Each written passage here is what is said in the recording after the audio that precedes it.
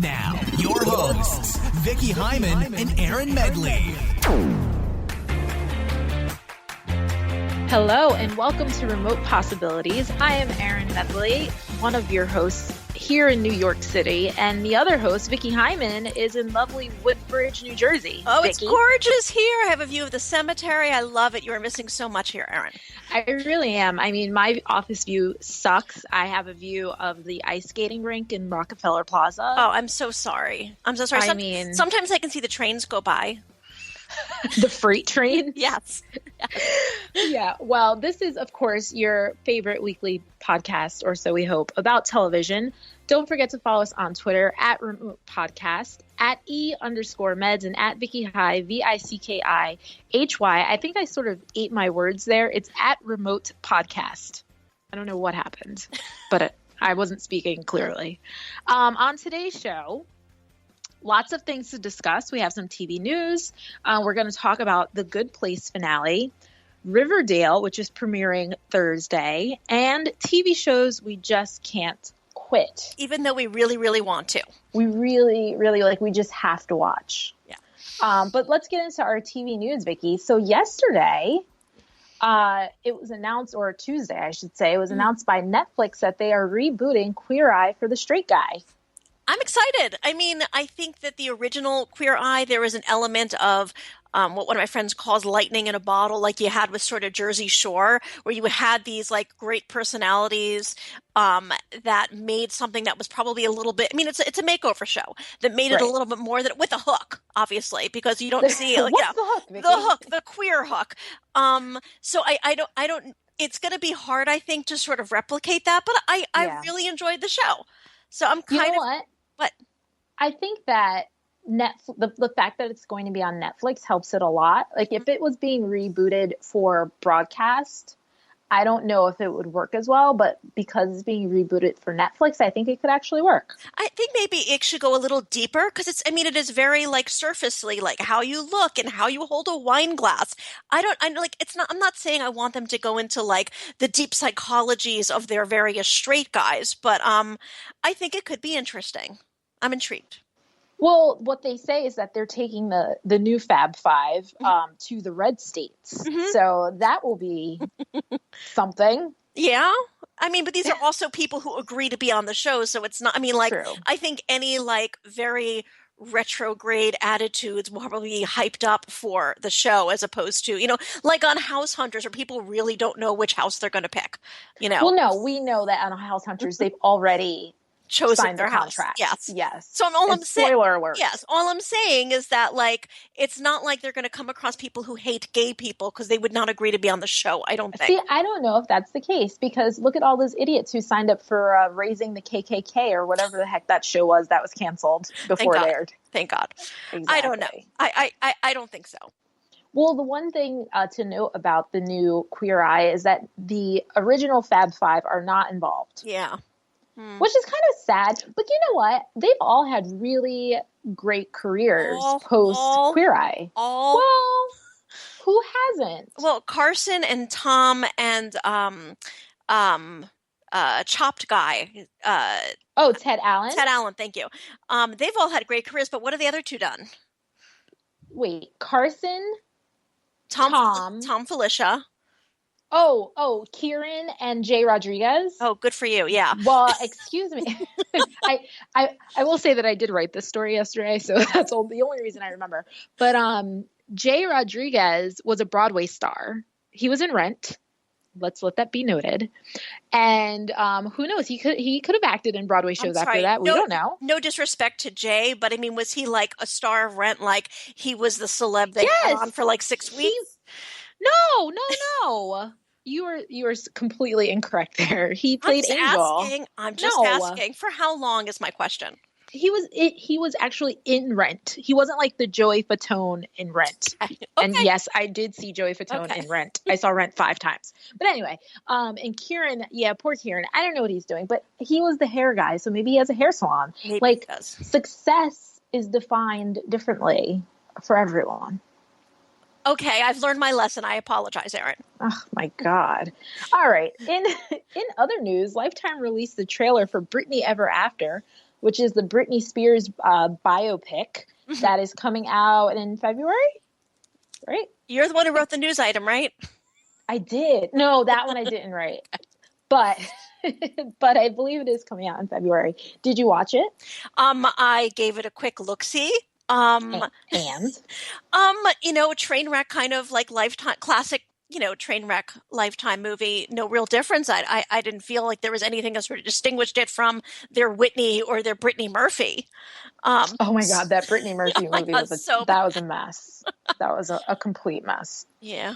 Oh. Well, I will say that the young woman who plays Brittany in the Lifetime movie, she put on a great accent. I thought the accent in the trailer was spot on. I don't really know what Brittany sounds like, to tell you the truth. I know she was so controlled for so many years that I mean, like, except for that horrible Kevin Federline. Oh my gosh, I love that show. Chaotic, yes. Like, I just don't have a real good feel for like who Brittany is especially over the last like 10 years. Has it been 10 years since she had her meltdown?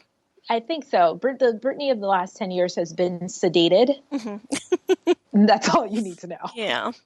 No, I'm going to watch this one. I have to admit, I have a soft spot for these. Oh, I'm going to watch it too. I like all of these biopics that they have. I didn't watch Tuesday Night, but that was the first night of BET's New Edition. Because I'm not on Black Twitter, I really wasn't even aware of it, I have to say. But apparently Black Twitter was very excited by this. Wait a minute. It was you cannot use not being on Black Twitter as your excuse for not knowing this movie exists. No, I actually can, because you don't understand. Well, you do understand. You're a TV insider. There's so much stuff out there. It's really hard to keep up, especially when you're dealing with sort of like the smaller cable channels. Like, what's going on? BET is not a small cable channel. Anything less than, HBO, AMC, FX. Oh my God. This is the smaller cable channel. This is exactly all I can pretty much keep up with. This is exactly why we have this podcast, so Vicki can prove how she is elitist. I am not in touch with a common television viewer. I am a woman of the people, which is why I'm the fan on this podcast, and Vicki is the critic. Yes. So there you go. That's our whole podcast summed up in Vicki not knowing that the New Edition story was on BET because she's not on Black Twitter. Use that as a quote, producer Alyssa. Vicki is not #Black Twitter. I did find out beforehand that it was going to be on, so I guess I am on Black Twitter just a little bit. You're not on Black. You don't even understand what Black Twitter is. Do you understand what Black? I can't even go here. I can't go. Let's just stop the conversation now, because you're going to accuse me of being racist again. In Trump's America, Vicki is making all sort of racist statements about Black Twitter. I am not. There was nothing racist about my statements about Black Twitter. I merely acknowledge that it's there, and I don't always follow it. I don't usually follow it. Oh, yes, let's move along before I pass out. Oh, moving along. Fine. Let's talk about the Good Place finale. Speaking of places racists go, The Good Place had its finale last Thursday. It's a short season. I think it was only, 13, 14 episodes? 13 episodes. And we find out in its final, was it an hour? It felt like an hour. Well, it's funny because I caught up later, and so I think they had the last 2 hours. It was an hour-long finale, and I watched them together. Right. Mm-hmm. Yes. So we find out in the last half of that hour that The Good Place is actually the bad place. And you said that maybe you would call that. I do not remember you calling that. But if you did, bravo. I did not see that coming. I think after watching the pilot, I said something like, "What if this is like the middle place?" I didn't say that's it was right. bad place. I think you did say that. And then there was a middle place, as it turns out. There was a middle place, because my whole thing from the beginning was, and the one character that sort of threw the whole thing off was Dahani. Because I don't think she's a good person. And like in all of her flashbacks, I was like, I don't see why she would go to the good place. I mean, she wasn't as evil or mean-spirited as Eleanor, but she certainly wasn't a person I would hold up as a standard. I know. So, and as she said, basically in the last episode, she realized why she was in the bad place, because it wasn't coming. Her altruism was not coming from a good place. It was coming from jealousy and all that. So do you think? So the whole premise here is that Michael is the architect of this bad place, and he set up this whole scenario where Eleanor and Chidi and Dahani and Jason, is that his name? Yeah, and Jason would be basically tortured by one another because the worst thing that could happen to you is, to be around people who sort of, bring out the worst in you, right? Well, That's sort of that is the idea, although the idea is also that it would be more fun for the people in the bad place to watch. Yes, this is true. But here's where look, I appreciate the twist. Like, I'm glad they took it to a different place. I wasn't sure how they were going to keep this going for more than one season. And I think that 13 episodes was like the perfect number. However, I do think that with Chidi's character, the explanation as for why he was in the bad place didn't make any sense to me. Well, it made sense to me. I mean, it makes sense if you hew to the original rules of this particular good place, which may or may not be the actual rules of the good place, which is that you have to be so incredibly good. And clearly he was so upsetting to so many people in his family by his indecisiveness that he could not possibly qualify for the good place. But who knows what the rules actually are? Right. Because everything just sort of got thrown up in the air at the end. And you're right. I was wondering, how long can this continue? And quite frankly, I don't really feel like these four people could have tortured each other for eternity, as Ted Danson and Michael thought would happen. And I think it's would have made a great movie, actually. I'm excited about a second season, that they've turned it on its head. I don't know how many times they'll be able to do that, though. I think they have this one shot, and look, maybe the creators have planned it out for a few seasons. But what I don't want to see in season 2, if there is a season 2, because it has not been renewed, is again another 13 episodes. We now have the added twist of Michael wiping everyone's memories and starting the experiment over with a few tweaks. So when we end the season, Eleanor has, she thinks she just died. There's a new guy from Jersey. Yes, from Teaneck, my hometown, from Teaneck, New Jersey. And I was wondering, is Mike Schur from Teaneck? I don't know. We should look it up. With abs of steel. And then what's the name of the helper? Oh my God. I cannot remember her name. I can't remember. Janet, that's right. Look at me remembering a name. Over me, yes. Yes. So before her memory was wiped, Eleanor stuck a note in Janet's mouth to sort of help her remember what happened. So I guess that's what they'll do in season 2 is will Eleanor and the other people in the good place get back?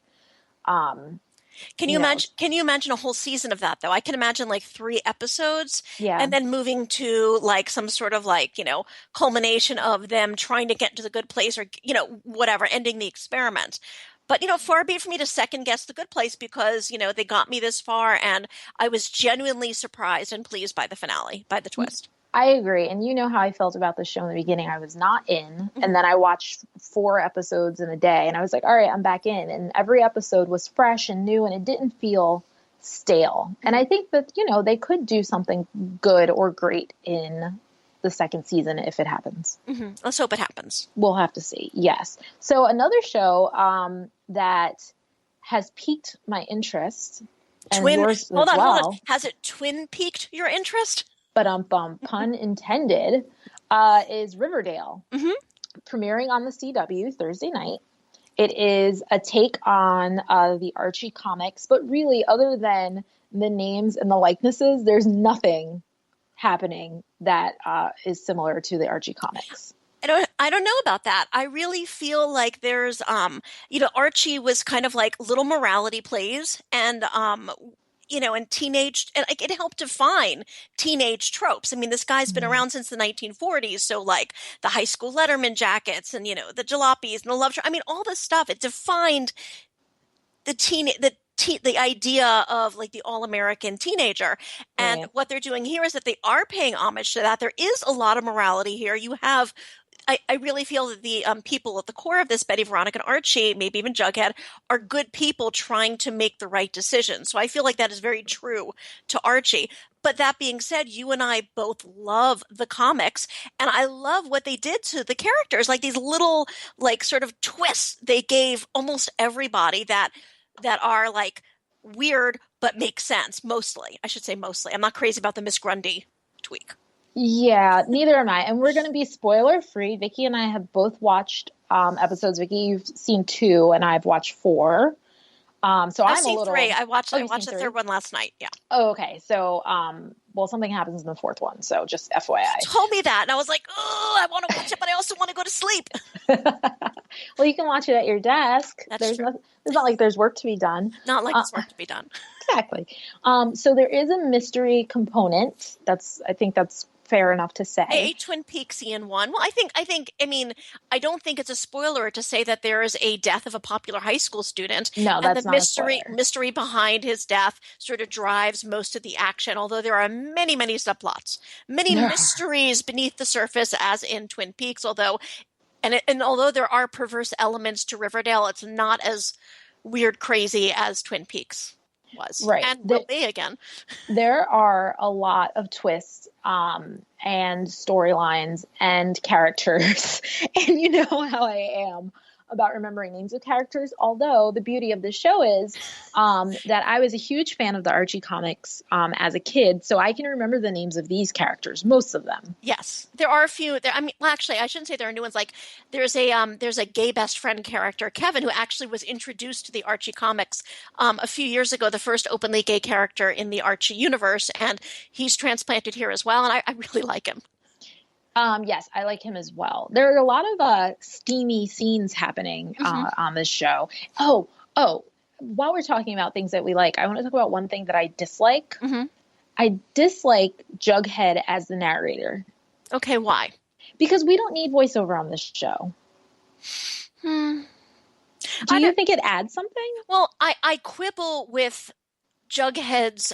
He's basically wants to be the next Truman Capote, like moody writer, and I think that he is very, very ripe, his quote unquote writing, and I think that is very distracting.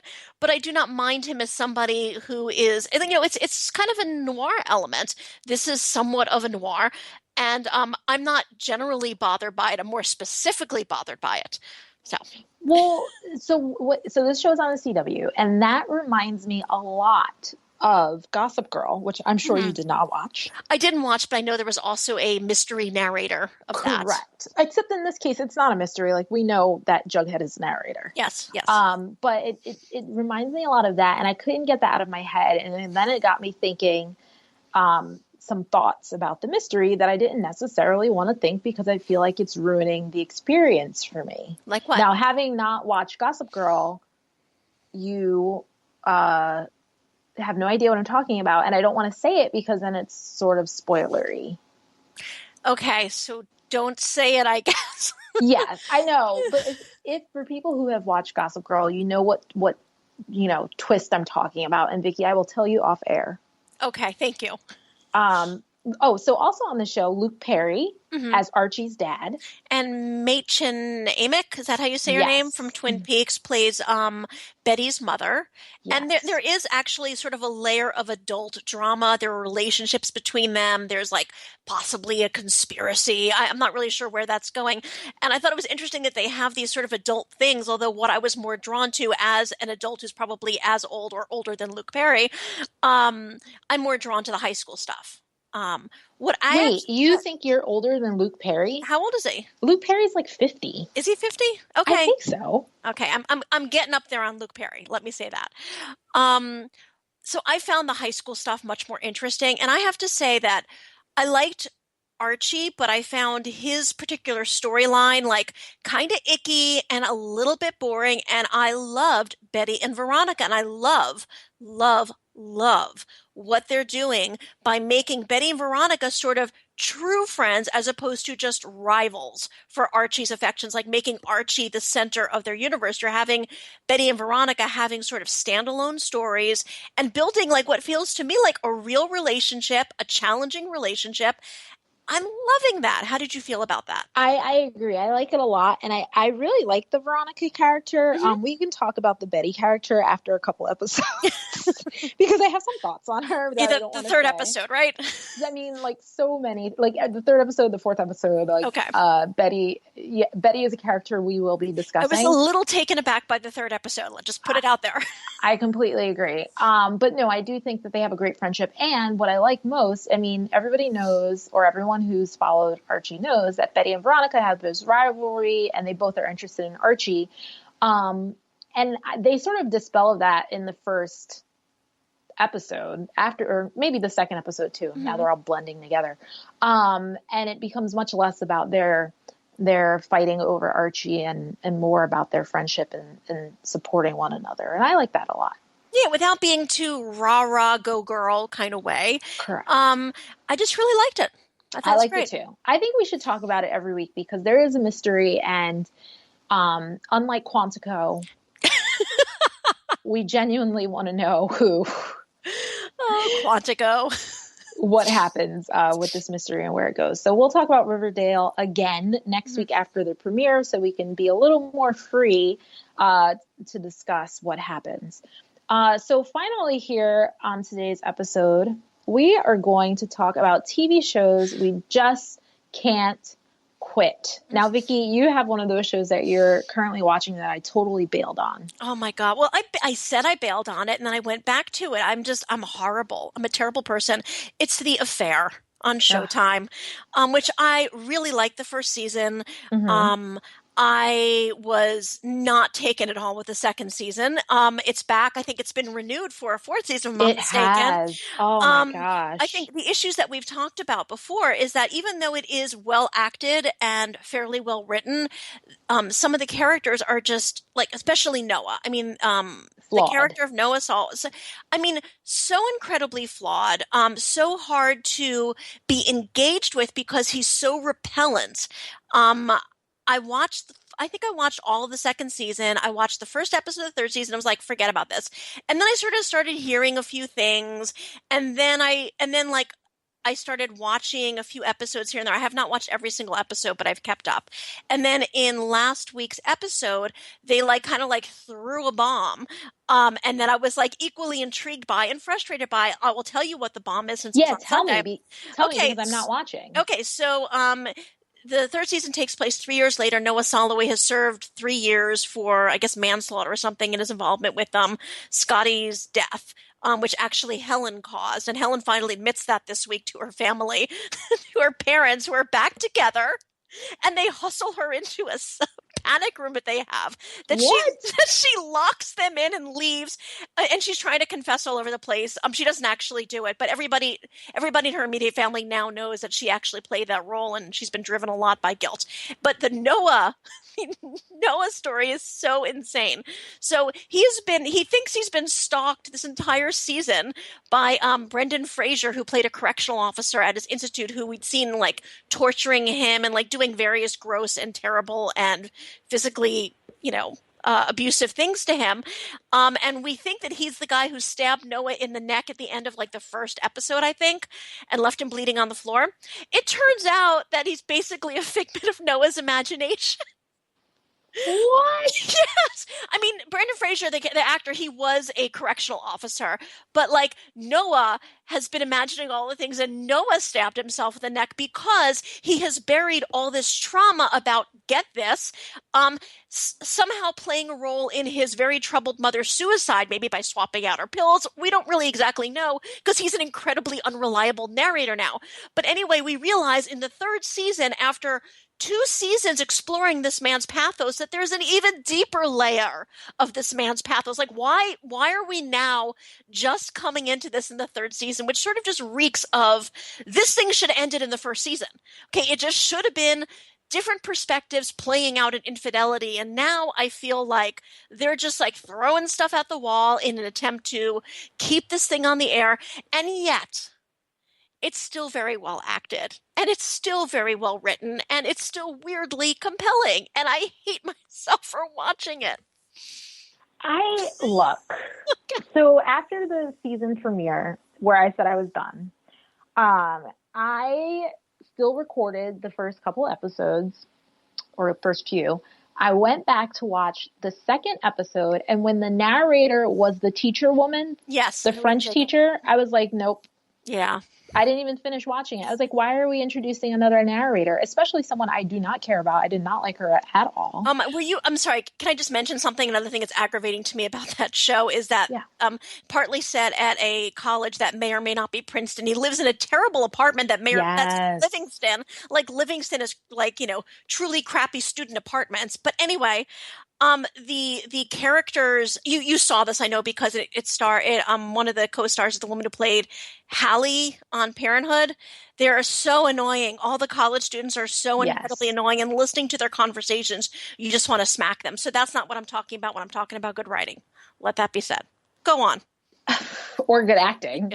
Or good acting. But no, I didn't like the French woman character at all. Just as much as I didn't like Allison. Season 1, I thought the show was fine. And I said that from the beginning. I didn't see what all the hullabaloo was about. I think the show, it has always been to me mediocre in its storytelling. And once we saw that Helen is the one that killed Scotty because he was trying to rape Allison and she pushed him in, like the whole ridiculous. I know. Okay? Ridiculous. Well, you said mediocre. Did you really feel the first season was mediocre? 100%. Really? I thought it was good. I didn't like it. But it should have.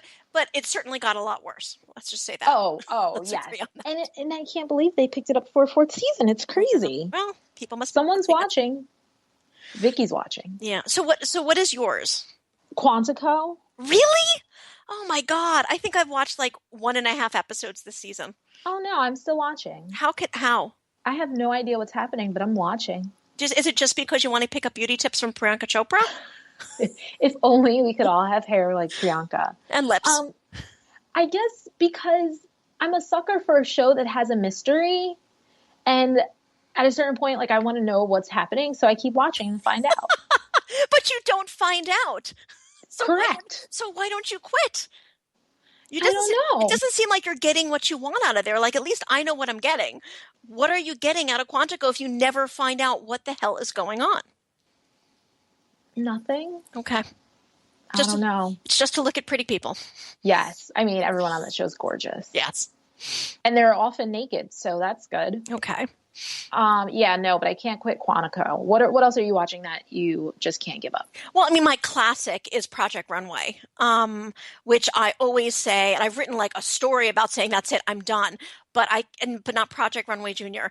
I always go back to Project Runway because I think, as we discussed last season, there's something just so incredibly compelling about watching talented people work.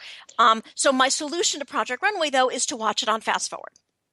So I get rid of all the product placement stuff and some of this. What? That's because Project Runway should only be an hour-long show. I kind of think it should only be like 40 minutes, but yeah.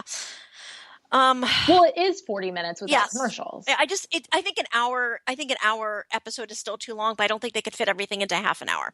So it's a problem.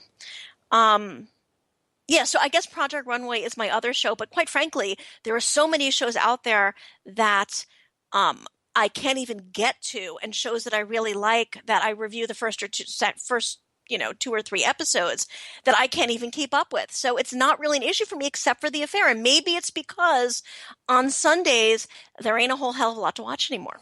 And so it's like, okay, I guess I'll watch The Affair. I don't know. You know what's coming back. What's coming back?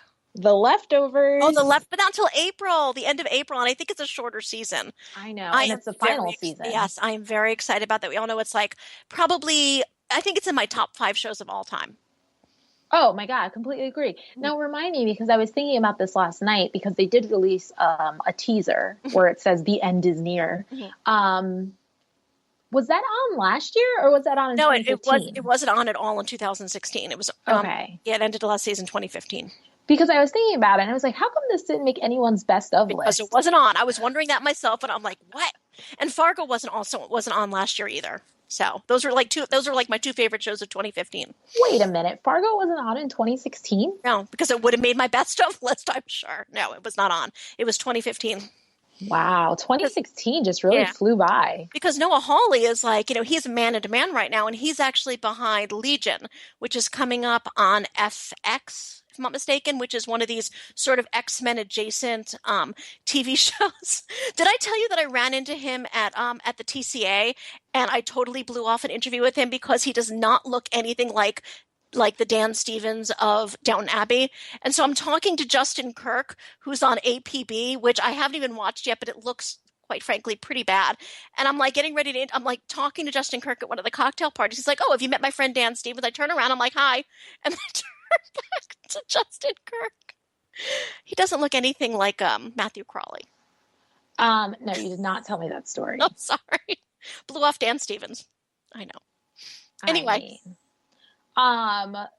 So yeah, I'm excited about The Leftovers, not excited about anything else on Sunday nights right now. Are you still watching Homeland? Well, I have the problem with Homeland where I get the screeners ahead of time, and then I watch like several episodes, and then I forget that it's on, and then I'm like a couple of episodes behind. But yes, I think was Sunday night the second or third episode, because I've watched 3 episodes. So I'm not sure if I'm behind now or not. I believe that was the third episode. Okay. But I still haven't watched the first episode. Oh, you should. It's really good. I know. I mean, it's really good for Homeland, I should say. I should say it's really solid. It's a solid Homeland stuff. I'm enjoying it. Well, I mean, I probably will watch. It's just I haven't had time to catch up. So that's something that I will be watching on Sundays when Showtime cuts off its screeners for me. So I will be back to watching that. But then Affair is going to be over next week anyway, so it's perfectly fine. Thank goodness. The Affair should be over. Yes, it should be. All right. Well, that's going to do it for us today. We will be back to talk more about Riverdale, where we can reveal a little more about about the plot of that show, and as well as talking about other TV shows. There are a lot of new shows premiering mid-season, so we have to discuss them all. Well, not all of them, but most of them. Don't forget to follow us on Twitter at Remote Podcast, at @E_meds, and at Vicki High, VICKIHY. And if you're a fan of The Bachelor, you should really be paying close attention to our accounts on Monday nights, especially next Monday, because I think the Corinne Taylor drama will come to a head. But you said that it was going to be Corinne's this past week, didn't you, Erin? I did, but now I'm going to revise that statement and say that Corinne will make it through next week. She'll make it through next week. Okay. Through next week, because I believe there will be a 2-on-1 date with Taylor and Corinne, and Taylor will go home because, as I believe I've said on the show, Taylor is crazier than Corinne. Well, you keep saying there are sleeper crazy people, and I'm really not seeing any sleeper agents. You didn't think Taylor was a sleeper crazy person on this week's episode? Can I be honest with you? I can't remember who Taylor is. I swear the only person I recognize is our dolphin girl and Corinne. Everybody else seems to be interchangeable to me. All right. Well, you need to pay closer attention. I guess so. We will talk about it next week. So until then, keep watching TV. We will.